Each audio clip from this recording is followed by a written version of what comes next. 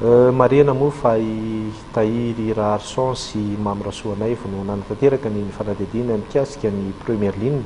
izay nentina taminao teo izy. Mbola amin'ny lafiny toe-karena ihany fa mikasika kosa ny vanille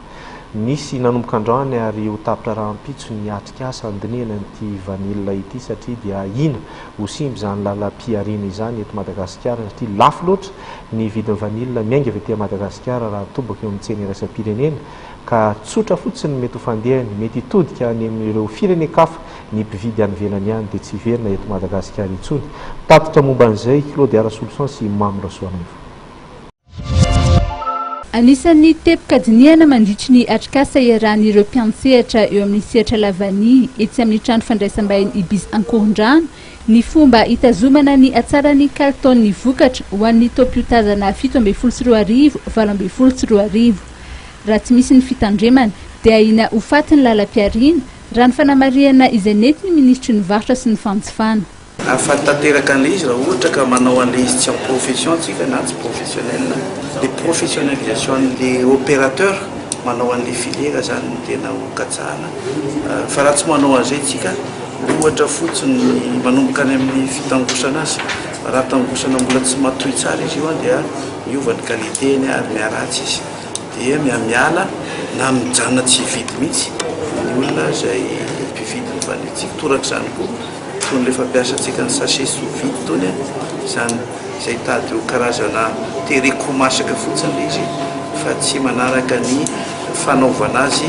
naturel dia adihevitra moa ny eto tady izay mahasoa dia izay hevitra tsara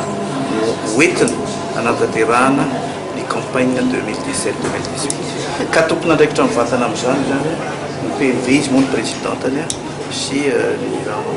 dato no mpamatsy vola. Lafo dia lafo ny vidiny Lavany raha ny toam-piotazana farany teo nefa tsy mifanantsana amin'izay ny kalitao raha nambaran'ny filohan'ny plateforme nationale de Lavany. Kalitao zay azo amin'ny sécurisation ngamba samy malaza tsy fisehoa fa manomboka ny anatra vanille efa voatelo volana monja taorina ny famakina fleur ka zany fa ny mbola tsy matory zay ny amin'inay ametrahana ny sécurisation base ny kalitao dia andinihana ina moa ny date de campagne ometraka dia ametrahana ny professionnalisation zay ny tena monsieur le ministre mivantena le olona mikirakira efa ho anatiny manao azy fa tsy ny opportuniste. Ny région de Sava zao nanao lancement officiel ny dinaparitra zay vao homologué tany amin'ny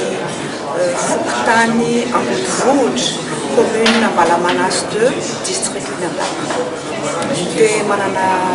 andromasom-pokon'olona zareo mikarakara an'izay dia izay dinaparitra izay ny ilaina ho tia zany légal iasana. Itoetra amin'ny raha pitsy moa itsy fivorina mikasika ny seha-piariana Lavany ity.